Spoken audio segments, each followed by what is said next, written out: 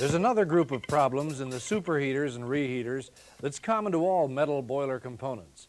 This group includes erosion, corrosion, cracking, problems in areas of prior repairs, problems with construction welds, and leakage.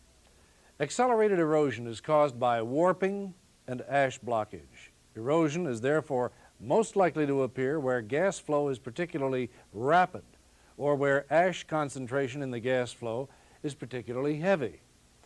Ash concentration may be heavy where gas flow makes a turn.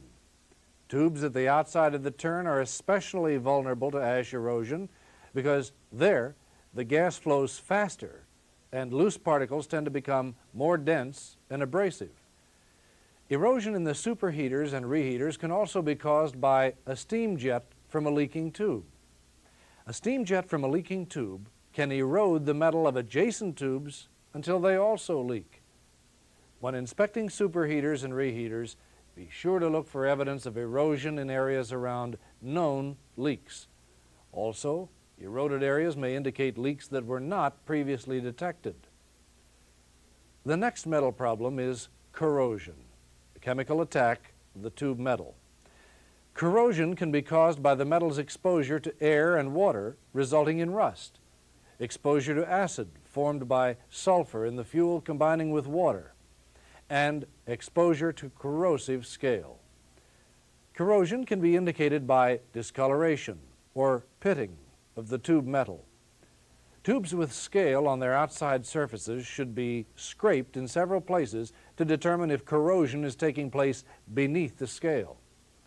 Corrosive scale is most common in oil-fired boilers, so be alert for corrosive scale when inspecting oil-fired boilers. Regardless of the fuel used to fire a boiler, all tube surfaces must be inspected for erosion and corrosion. Something else to look for on the tube surface is cracking. Superheater and reheater tubes are more susceptible to surface cracks than water wall tubes. This is because superheater and reheater tubes operate with higher metal temperatures than water wall tubes. Another area of concern are places in metal components that have been previously repaired. Prior repairs must be inspected closely. To inspect them, you need to review the records of what work was already done.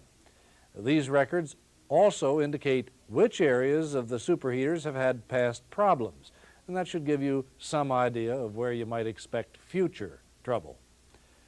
Construction welds present other areas for potential failures. It's particularly important to inspect welds in the superheaters and reheaters because they may connect two different metals.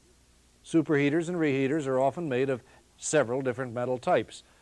Bimetallic welds join two kinds of metal and are especially prone to failures. Attachment welds may also be found in the superheater. These welds hold support clips on the tubes. Tube failures are common in the areas around these welds. The final problem concerning metal components is leakage. And remember, right now, we're talking about inspection with the boiler depressurized, so you might not see the leakage. However, any evidence of leakage should be noted, the source of the leak determined.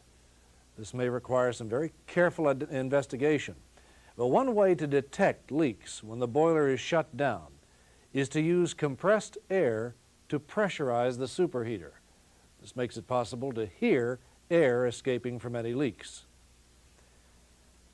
Well, now that we've talked about problems with metal components, we'll discuss two more problems that occur in tube-type components: tube thinning and soot blower problems, both of which also showed up in the water walls. Tube thinning affects the tube's strength and ability to contain pressure. It can sometimes be detected by direct observation, but for a more precise measurement of tube thinning, an ultrasonic instrument must be used.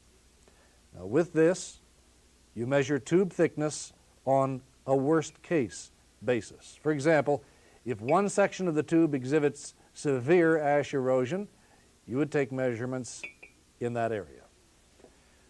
Wherever a tube has a bend in it, you have a possible area for erosion. Erosion takes place on the inside of the tube. but it is usually detected from the outside. Measurement from the outside of the bend should indicate whether tube thinning from erosion is occurring on the inside of the tube. Soot blowers are the source of other problems in tube-type components. If your boiler uses retractable soot blowers, the soot blower openings should be inspected.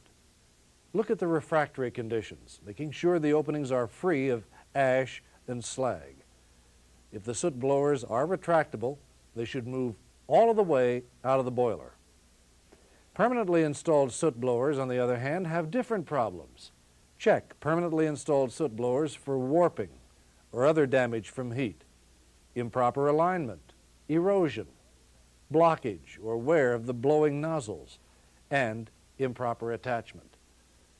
In the soot blowing areas of both kinds of soot blowers, you should inspect boiler tubes for erosion caused by the soot blower. Inspecting the superheater to find these problems is usually easier than inspecting the water walls. Access to the superheaters is generally accomplished by crawling through doors at either end of the tube bundles. Usually only a minimum amount of scaffolding is required for access. Now that doesn't mean that the superheaters don't pose problems. Platen superheaters are hung above the furnace and can only be reached by scaffolding or spiders. Other kinds of superheaters present a unique access problem because of their construction. Their tubes are packed so tightly together that the outside tubes in a bundle prevent close examination of the inside tubes. When it's necessary to work on the inside tubes, access to them is gained by spreading the outside tubes apart. They are then held out of position until the work is completed. Now, this tube spreading method is effective, but it is time-consuming and not practical for periodic inspection.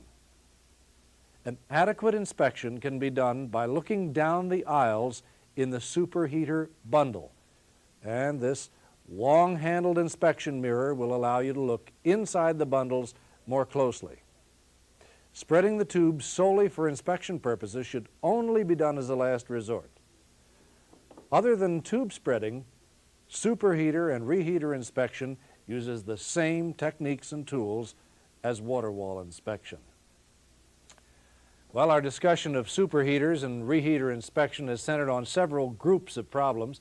One group of problems was common to almost every boiler component: overheating, support failure, excessive ash accumulation, and refractory failure.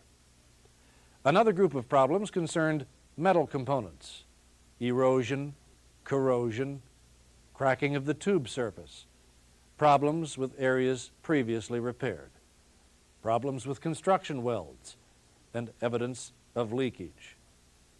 The two other types of problems we went over affected tube-type components. These were tube thinning and problems with soot blowers. Finally, we touched on a special problem: access to the inner tubes that might be encountered when performing superheater and reheater inspection.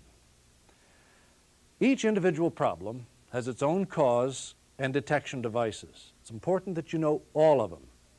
During inspection, you're likely to see most of the conditions we've examined.